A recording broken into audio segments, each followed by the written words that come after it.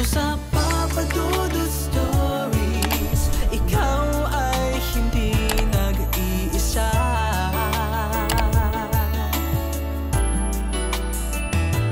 Dito sa Papa Dudut Stories, may nagmamahal sa'yo. Papa Dudut Stories,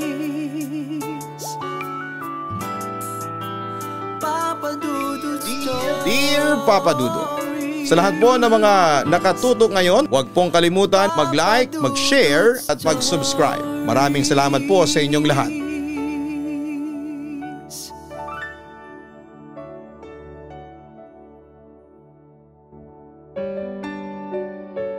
Isang magandang araw po sa inyong lahat at sa lahat ng bumubuo ng pinakikinggan na programa tuwing gabi, ang Papa Dudut Story sa Papa Dudut YouTube channel. Ako si Choleng, 44 years old at isang traffic enforcer. Kahit na madalas on duty ako sa kalye ay palagi kong naririnig na nakatutok sa programa mo ang mga katabing establishment. Bukod sa madalas ding gawing pampalipas ng mga kapwa ko traffic enforcer, ang programa mo sa YouTube o maging sa radyo tuwing break time nila. Madalas nga naming pagkwentuhan ng mga kasama ko ang mga itinatampok ninyong istorya. Kaya naisip namin na magpadala din ng sulat. Bali 8 kaming traffic enforcers na sabay-sabay na nagpadala ng sulat sa pamamagitan ng email. Sana man lang kahit isa sa amin ay mapiling itampok sa kahit sa iyong YouTube channel, Papa Dudut. May asawa ko, itago mo siya sa pangalang Lando, isa ring traffic enforcer. Pero natanggal sa posisyon dahil sa pangungutong. Simula pa lamang ay hindi na maganda ang relasyon namin ng asawa ko. Marami kasi kaming hindi mapagkasunduan. Mabisyo din siyang tao sa sugal, alak, sigarilyo at sa babae. Kaya hindi ko maiwasang talakan si Lando. Kaya madalas kaming mauwi sa awayan. Samantala ang lahat ng sama ng loob ko sa asawa ko ay nawawala sa tuwing naka-duty ako sa kalsada.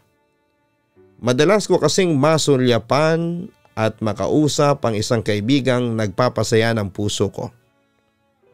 Tonyo, ang sipag mo ha. Puri ko sa aking kaibigan na nagtatrabaho noon bilang taga-walis ng kalsada. Kailangan kasing maghanap buhay nakangiting wika sa akin ni Tonyo. Pinagmamasdan kasi kita kanina pa. Walis ka ng walis.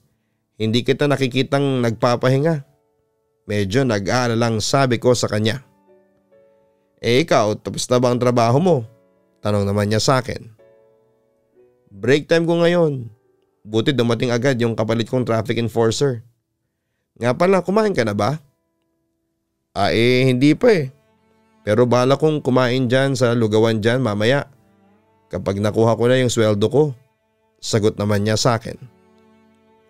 Gusto mo sumabay ka na lang sa aking mananghalian? Tara, ilibre kita. Kasi napansin ko na puro lugaw na lang ang kinakain mo Alok ko naman sa kanya. Naku, wag na Choleng, nakakaya naman sa'yo. Nahihiyang tanggi niya. Pero agad ko naman ginarantiya na ayos lang sa akin na ilibre ko siya. Huwag ka nang mahiya at saka masarap yung pansit na tinitinda ni Aling Wanda dyan sa karinderya, no? Sa huli ay napapayag ko na rin si Tonyo at pagkatapos ng kanyang trabaho ay sabay kaming pumunta sa kalapit na karinderya sa tapat lang ng highway. Choleng, anong gusto mong pagkain? Eto, pansit, mainit-init pa. Kaluluto ko lang yan. O Tonyo, nariyan ka pala. Ano ang sayo, lugaw? Tamang-tama, kakaluto ko lang din ng lugaw. Alok sa amin ni Aling Wanda. Aling Wanda, hindi muna maglulugaw si Tonyo. Ililibre ko siya ng 2 order nga ng pansit. Request ko sa matanda. Agad naman niyang inasikaso ang orders ko at inabot sa aming dalawa ni Tonyo. Umorder din ako noon ng 2 soft drinks bilang panulak. Tonyo, Magpakabusog ka ha. Sabihin mo sa akin kung kulang pa para may order pa kita, ang sabi ko sa kanya. Naku, tama na ito. Mabubusog na ako nito. Salamat ha, Choleng. Masayang wika ni Tonyo. Ang totoo niyan ay nabubuo talaga ang araw ko kapag nakikita ko siyang ngumingiti sa akin. Nga pala, Choleng, kumakain dito yung asawa mong si Lando. Inform sa akin na may-ari ng karinderya. Madalas ka nga niyang kinukumusta sa akin eh. Dagdag pa niya. Ganon ba? Ay naku, Aling Wanda. Sigurado ako kaya nangungumusta yung asawa ko kasi hindi yan mapakali kapag wala ako sa tabi niya. Masyadong siloso yun eh. Yun nga lang, hindi siya uubra sa akin.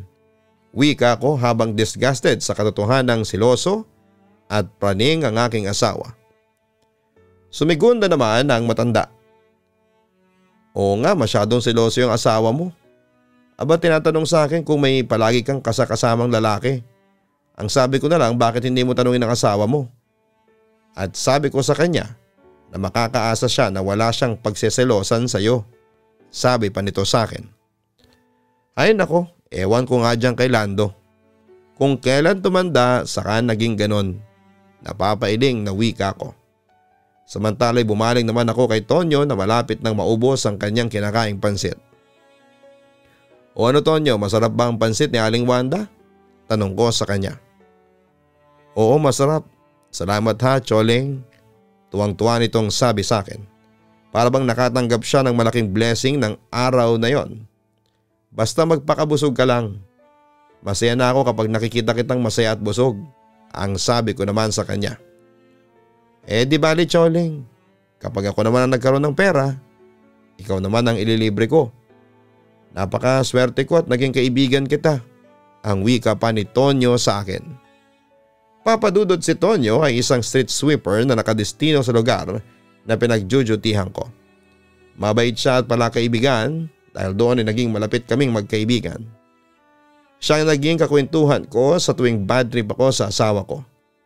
Hindi ko alam papadudod pero parang may dalang himala si Tonyo at mabilis mawala ang galit ko sa asawa ko. Hindi rin ako kumpleto ang araw ko at ang mga kasama ko kapag hindi namin nakakakwentuhan si Tonyo. Sa madaling salita ay malakas ang karisma ni Tonyo sa amin. Samantala ay nagpatuloy si Lando sa pagkalulong sa bisyo. Lalo na noong matanggal siya sa pagiging traffic enforcer. Palagi siyang umuuwi nang wala sa oras kaya bilang asawa ay hindi ko maiwasang magselos. Saan ka galing? Bakit ginabi ka? Kumpront ako kay Lando nang minsang umuwi na siya ng madaling araw. Ngunit sa halip na sagutin ang aking tanong, ay nagtapang-tapangan lamang ito. Teka, bakit ka ba parang imbestigador dyan ha? Balik niya sa akin. Aba, walang masama kung tanungin kita. Asawa mo ko at karapatan ko yun. Kung ikaw nga dyan mahuli lang ako ng kaunti inuusig mo na rin ako. Mataray kong katwiran sa kanya. Ay nako Choleng, wala akong panahong makipagdebate sa'yo. Matutulog na ako. Naiiritang wika ni Lando sa akin. Pero pinigilan ko siyang makaalis. Ano ba Lando? Bakit ba napapadalas ang pag-uwi mo ng gabi? Sasagutin mo lang ang tanong ko. Marami ka pang cheche boreche no? Gate ko sa kanya. Ang totoo niyan, alam ko na ang katotohanan bago pa umuwi si Lando sa bahay. May nakapagsabi sa akin na kumpare niya ang tungkol sa pambababae ng asawa ko. Pero nagtitimpi muna ako kasi gusto kong marinig mula sa kanya kung magsasabi siya ng katotohanan sa akin. Okay ka na kumpare lang ako galing. Naparami ang inom ko. Pagsisinungaling niya sa akin. Talaga? Mukhang bagong paligo ka ha? Malamig kasi ang balat mo. Wika ko na may pagsususpetsa. Nakinigo ako kina kumpare. Medyo sarkastiko niyang sagot sa akin. Sinungaling. Pwede ba Lando? Huwag mo na akong lokohin. Alam ko na kung saan ka galing. May nagsabi sa akin na galing ka sa beer house at nagmotel ka kasi may ikinamak kang babaeng bayaran. pagsasabi ko sa kanya ng aking natuklasan. Hindi ko na noon napigil pa ang aking sarili at sumabog na talaga ako ng tuluyan. Hindi naman agad nakakibo si Lando. Halata sa ekspresyon ng mukha niya na totoo ang aking sinabi. Ano, sino may sabi? Gusto niyang malaman kung sino ang source ko. Pero hindi ko yon sinagot at sa halip ay lalo ko pang kinompronta ang asawa ko. Walang iya ka. Ang kapal din ang pagmumukha mong pagbintangan akong nangangaliwa. Samantalang ikaw dyan ay nagtataksil sa akin. Hayop ka, baboy. Naibulalas ko sa kanya habang galit na galit ako. Tumahimik ka na nga dyan. Gabing-gabi na. Nabubulaho ka pa dyan. Saway niya sa akin. Wala akong pakialam kahit na maingayan ka pa sa akin. At maingayan pa sa akin ang mga kapitbahay. Hetong dapat sa'yo. Sigaw ko sa kanya. Pagkatapos noon ay pinagbabato ko na sa kanya ang mga nahawakan kong plato, kaldero, chopping board, bote at iba pa. Nagsisigaw at nagkubli naman si Lando habang sinasaway ako. Hindi ako titigil hanggat hindi ka tinatamaan ng binabato ko. Walang yakang Lando ka. Nagapoy na ako sa galit ng mga sandaling yon. Tsoleng, tama na. Pakiusap sa akin ni Lando nang tamaan siya ng takip ng kaldero sa mukha niya. Kaya ka pala nagsiselo sa akin kasi natatakot kang makarma sa mga pinaggagawa mong pangangaliwa. Pues sinasabi ko sa iyo, ibibigay ko sa iyo ang karma mo. Hirit ko pa sa kanya. Karma? Bakit? Ipapalit mo ko sa Metro 8 na si Tonyo? Pag ako sa pa niya sa akin. Huwag mo akong baliktarin. Kaibigan ko lang si Tonyo. Sagot ko sa kanya. Well, ganun talaga ang mga lalaki. Kapag nahuhuli mo na sila sa kanilang pagkakamali, ay mag-iisip talaga sila ng paraan para baliktarin ka. Tumigil ka. Marami nagsasabi sa akin na super close kayo ng Tonyong yan. Dahil sa sobrang close ninyo, mukha raw na may relasyon kayong dalawa. Pag ako sa panya, sa akin. Yung pagtataksil niya ay pilit niyang ibinabato sa akin. At pinapalabas mo sa akin na may karapatan ka ng mambabae dahil sa mga chismis na yan? Tumigil ka nga, Lando. Kahit kailan di ako nangaliwa sa iyo, no? Di tulad mo na ilang beses kong nahuling ng bababae. Depensa ko. Walang patutunguhan tong usapan natin. Tama na, Tsoleng. Pagpahingahin mo na ako. Demand naman ito sa akin. Di sige, Lando. Ipagpatuloy mo yung pambababae mo. Pero heto ang tandaan mo, ha. Huwag ka lang magpapahuli dahil tinitiyak ko sa iyo na manghihiram kayo ng mukha sa aso. Banta ko naman sa kanya ng gabing yon. Papadudot, naging rutina na namin ni Lando ang palaging pagsisigawan tuwing gabi dahil sa madalas niyang pag-uwi ng huli. Bilang asawa ay hindi mo maiiwasan sa akin na magselos dahil kilala ko ang asawa ko. May reputasyon siya na babaero bukod sa nahuli ko na rin siyang may kasamang babae. Samantala hindi ko naman makuhang hiwalayan noon si Lando dahil may nararamdaman pa akong pagmamahal sa kanya noon. Bukod sa ayaw ko rin makipaghiwalay sa aking asawa. Dahil doon ay tinis ko na lamang at bilang asawa ay sinubukan ko siyang unawain na lamang.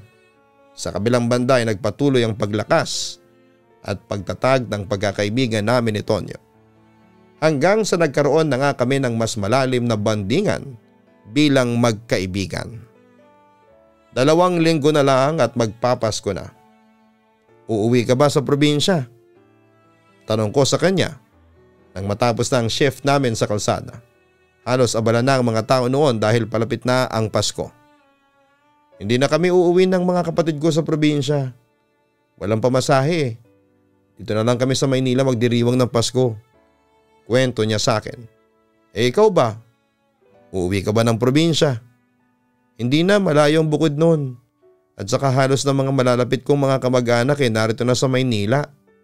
Inform ko naman sa kanya. Naghahanda na ako para sa salo-salo naming magkakapatid sa Noche Buena. Magluluto ako ng pansit. Matagal na kasing hinihiling yun nung bunso kong kapatid na may sakit. Wika niya. Natuwa at namangha naman ako sa aking narinig. Wow naman, ngayon ko lang nalaman na marunong ka pa ng magluto. Naku, hindi ako magaling magluto ha. Tsamba-tsamba na lang siguro sa pagluluto ko ng pansit. Nahihiyang sagot niya sa akin. Kung gusto mo, turuan kitang magluto ng pansit. Marunong akong magluto. Pagbobolontaryo ko. Talaga? Sige, gusto kong matutong magluto ng pansit. Pagsang-ayon naman ni Tonyo na halatang sabik na sabik. Sige, tuturuan kita sa mismong besperas ng Pasko sa inyo. Doon na lang tayo mag-celebrate ng Pasko, sabi ko pa sa kanya. Paano asawa mo si Lando? Curious niyang tanong sa akin. Nag-away kami ni Lando, may nakapagsabi sa akin na ng babae ang asawa ko. Pinagsabihan ko ayon, lumaki ang away.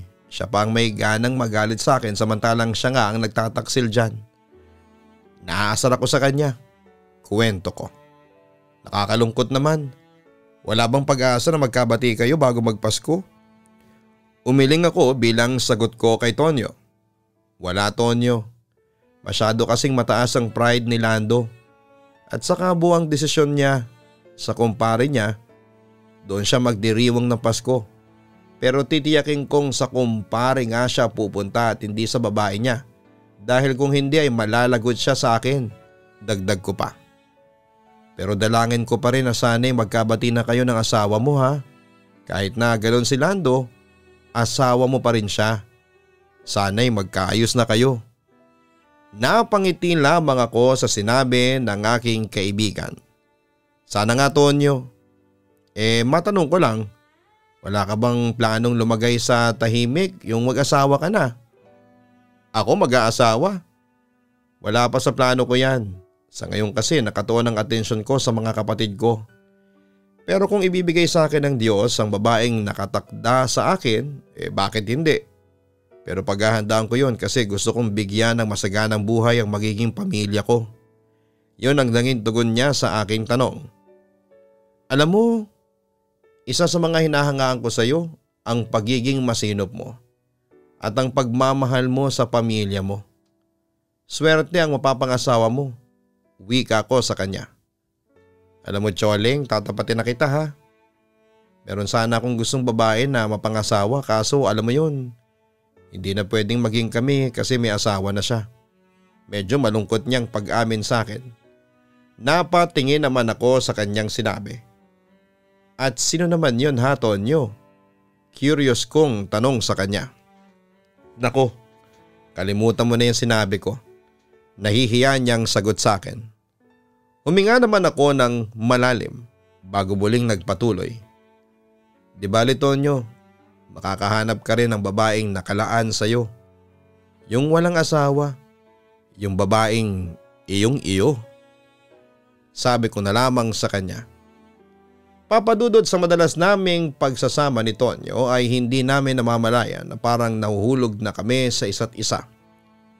Minsan, hindi ko maiwasang manghinayang na sana'y si Tonyo na lang sana ang napangasawa ko sa halip na si Lando. Dumarating na kasi ako sa puntong pinagsisisihan ko na pinakasalan ko pa si Lando. Ewan ko ba, Papadudod, pero parang na-in love na ako kay Tonyo. Pero alam ko hindi pwedeng maging kami dahil may asawa na ako. Kaya hanggang doon na lamang kami ni Tonyo. Kung may babalik lang ang panahon, Papadudod. Samantala'y masyado akong naguguluhan sa mga nararamdaman ko para kay Tonyo. Hindi ko pa rin maitatanggi na na-in love na ako sa kaibigan ko. Pero hindi pwedeng maging kami dahil may asawa na nga ako. Kaya pilit ko na lamang kinalimutan ang mga nararamdaman kong espesyal para kay Tonyo. Sa kabilang banda ay nagpatuloy sa kanyang bisyo si Lando. Naging madalas ang pag-uwi niya ng late at pag-uwi ng lasing. Minsan ay umuwi siya ng bagong ligo. Doon ay nagdududa na ako at baka may ibang babae na si Lando. Hindi nga ako nagkamali, Papadudot, hanggang isang gabi ay napaagang uwi ko galing sa trabaho at laking gulat ko nang madatnan si Lando na may kasiping na ibang babae sa aming banyo. Hayop ka, Lando? Ang kapal ng mukha mong magpadala ng babae dito sa pamamahay natin? At talagang sa CR pa kayo naglalampungan. Walang iya kayo. Halos magwala ako sa galit ng mga sandaling yon. Lumapit pa ako sa aking asawa para paghahampasin siya.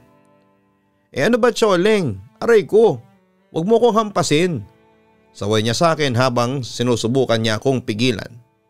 Ang sama mo Lando, ang sama-sama mo. Naibulalas ko habang naiiyak na ako sa galit. Huwag ka ngang mag-inarte dyan Tsoleng. Kung ikaw nga nakikipaglampungan ka sa isang Metro Aid pag-akusa sa akin ni Lando. Manahimik ka dyan. Wala kaming relasyon ni Tonyo at kahit kailan hindi ako nakipaglampungan sa ibang lalaki. Huwag niyo akong baliktarin. Kayo ang nangangaliwa, hindi ako. Pagtatanggol ko sa aking sarili. Pagkatapos noon ay nagkaroon ako ng pagkakataon para sampalin ng malakas si Lando sa mukha niya. Hoy Lando, kahit kailan hindi ako nangaliwa sa iyo. Alam mo yan. Ngayon, pinagsisiksikan mo na kabit ko si Tonyo dahil gusto mong pagtakpa ng pagtataksil mo sa akin.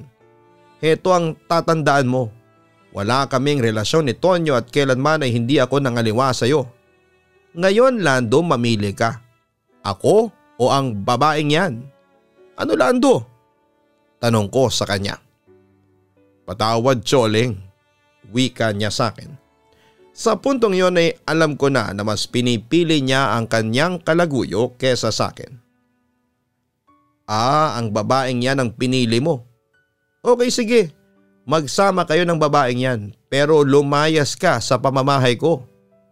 Utos ko sa kanila ng kabit niya. Tumutol naman si Lando sa gusto kong mangyari.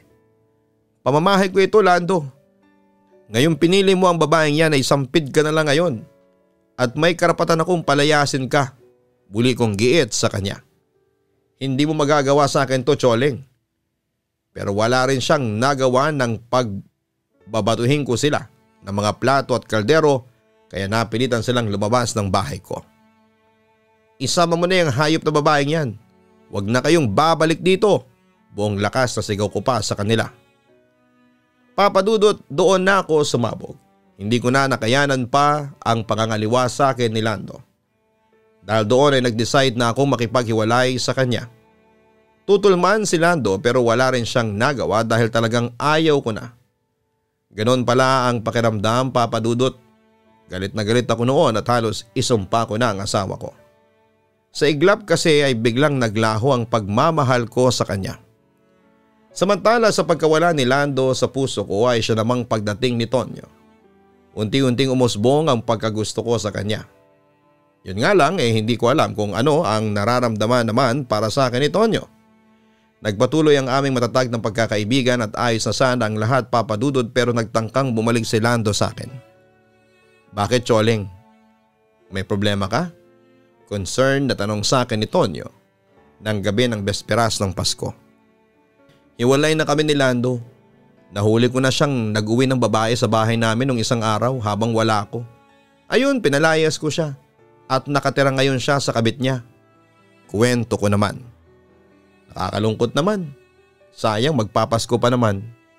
Nakita ko kay Tonyo ang pakikisimpatya sa akin. Pero hindi na ako nasasakta noon Papadudot. Kung sabagay ayos na rin yung magkahiwalay kami, sa totoo lang simula nung ikasal kami ay hindi na ako naging masaya sa piling niya. Maraming bagay kaming hindi mapagkasunduan lalo na sa pera. Kahit na may trabaho siya ay palaging ako ang inaasahan niya. Bukod pa doon ay seloso siya na wala naman sa lugar. Samantalang siya ay malayang nambababae. Ewan ko ba sa lalaking yon? Paliwanag ko pa sa kanya. Mahal mo pa ba ang asawa mo Tsoleng? Seryosong tanong niya sa akin. Ewan ko ba Tonyo? Hindi ko alam Mahal ko siya na parang hindi na. Nalilito ako. Sagot ko sa kanya. Oo, totoong nalilito ako ng mga sandaling yon Papadudot pero sigurado na ako noon na hindi na ako makikipagbalikan pa sa asawa ko. Siguro nga hindi kayo para sa isa't isa ni Lando. Tsoleng, kalimutan mo muna ang mga problema mo ngayong malapit na ang Pasko ha. Dapat masaya tayo ngayon. Sabi na lang ni Tonyo sa akin. Kung sabagay, tama ka Tonyo. Di akong nagpapakasaya din si Lando sa kulasisi niya. Wika ko pagkatapos noon ay pinagsaluhan na namin ang pansit na niluto ko para sa lahat. Habang nagse-celebrate naman kami ni Tonyo kasama ang ilan niyang kapamilya ay biglang may kumatok sa pintuan. Pagbukas ko ay laking gulat ko na si Lando pala yon. Pakiusap naman Choling, bumalik ka na sa akin. Patawarin mo na ako. Pinagsisisihan ko ng lahat ng ginawa ko sa iyo. Wika niya sa akin ng gabing yon. Tama na Lando. Patawad pero ayoko nang bumalik sa iyo. Pinal na ang desisyon ko. Hindi naman agad nakakibo si Lando at nakita kong nasaktan siya sa sinabi ko kung pagbabasehan ang reaksyon niya. Hindi ko gustong saktan ang damdamin mo Lando pero ayaw ko muna makisama sa iyo. Ang sabi ko sa kanya. Bakit? Tanong niya ulit sa akin. Gusto kong makapag-isip muna tungkol sa nararamdaman ko sa iyo. Matapos ang ginawa mong pagtataksil sa akin, napag-isip-isip ko na baka nagkamali ako ng desisyon na pakasalan ka. Tugon ko na siyang ikinasakit ng kanyang damdamin. Bakit mo ba ginawa sa akin to? Sino na bang bago mong mahal? Si Tonyo ba ha? Kumpronta niya sa akin. Wala ka nang pakialam doon. Mahinahong kong sagot sa kanya. Ano si Tonyo ba? Sagutin mo ko. Insist niya sa akin. Sa puntong yon ay lumapit na si Tonyo sa amin para mamagitan at ipagtanggol ako. Lando, pwede bang wag mong pagtaasan ng boses si Choling? Saway ni Tonyo sa asawa ko. Huwag kang makialam dito. Usapang may asawa to ha. Galit na balik niya kay Tonyo. May karapatang makialam si Tonyo dahil siya ang lalaking mahal ko. Bigla ko na lamang nasabi yon sa aking asawa. Hindi naman nakakibo si Tonyo dahil sa sobrang pagkagulat. Aba, tama palang hinala ko kung ganon. Halatang kinokontrol noon ni Lando ang galit niya dahil nasa ibang teritoryo siya. Ngayong alam mo na si Tonyo ang mahal ko, kaya pwede bang tigilan mo na ako? Utos ko sa kanya. Samantala'y huminga naman ng malalim si Lando bago muling nagsalita. Sige Choling, papakawalan kita. Madali akong kausap. Pero heto ang tatandaan mo. Kahit kailan hindi ako mapapantayan ng Metro 8 na yan. Diyan na kayo. Magsama kayong dalawa. Galit na wika niya sa akin. Papadudot doon ko na tinuldukan ang relasyon ko sa asawa ko. Ayaw ko na. Wala na akong pagmamahal pa sa kanya at nung una ay hindi matanggap ni Lando na hiwalay na kami. Pero kinalaunan ay natanggap din niya ito. Samantala ay patuloy sa pag-usbong si Tonyo sa puso ko. Ewan ko pero parang nararamdaman ko rin noon na may nararamdaman na rin siyang espesyal para sa akin. Palagi niyang ipinapakita na importante ako sa kanya. Pero hindi rin namin natiis ang aming nararamdaman para sa isa't isa. Isang araw sa besperas ng bagong taon ay sinagot ko na si Tonyo at opisyal nang naging kami. Papadudod simula noon ay naging kami na ni Tonyo, nag-live-in na kami. Ngayon ay 4 na taon na kaming magkasama at may isa na kaming anak. Masaya po ako sa piling ni Tonyo. Siya talagang nakatakdang lalaki para sa akin at hindi ang tunay kong asawa. Hanggang ngayon ay punong-puno pa rin kami ng pagmamahala ni Tonyo at kahit na hindi kami kasal ay masaya kaming namumuhay bilang isang masayang pamilya. Samantala si Lando naman ay may ka-live-in na rin na ibang babae at may anak na siya roon. Naging magkaibigan na lamang kami ng dati kong asawa at masaya ako para sa kanya dahil nakikita kong masaya na siya sa buhay niya kapiling ang babaeng nakatakda para sa kanya. Muli Papadudot, maraming salamat sa pagkakataong mabasa mo ang sulat ko. Sana'y mapili mo itong i-upload sa Papadudot YouTube channel. Kung mapipili mo ay hiling ko sana'y abisuhan niyo ko para mapakinggan ko ng live.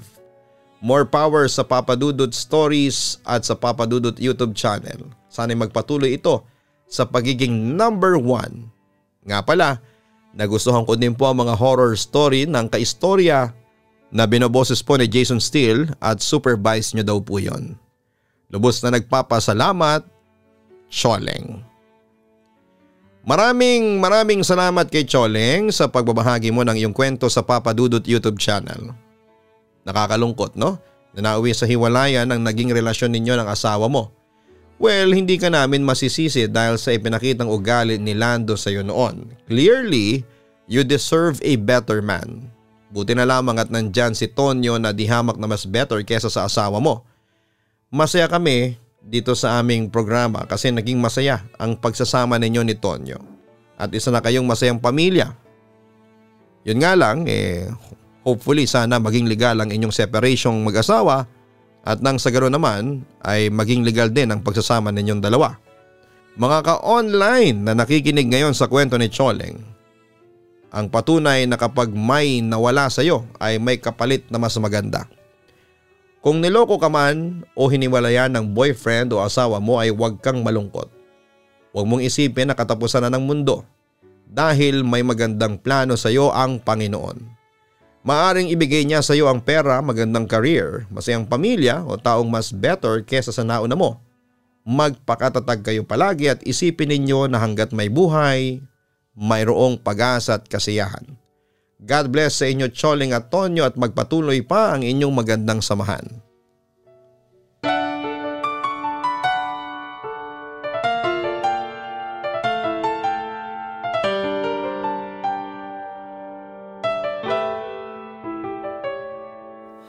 Ang buhay ay mahiwaga, laging may lungkot at saya. Sa Papa Dudut Stories, laging may karamay ka.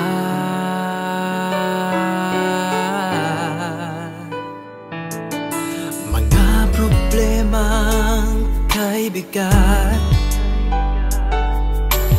dito ay pakikinggan ka. Sa Papa Dudut Stories, kami ay iyong kasama. Dito sa Papa Dudut Stories, ikaw ay hindi nag-iisa.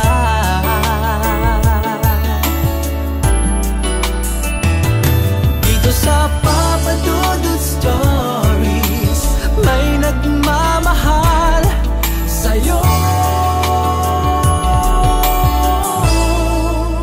Papa Dudut Stories,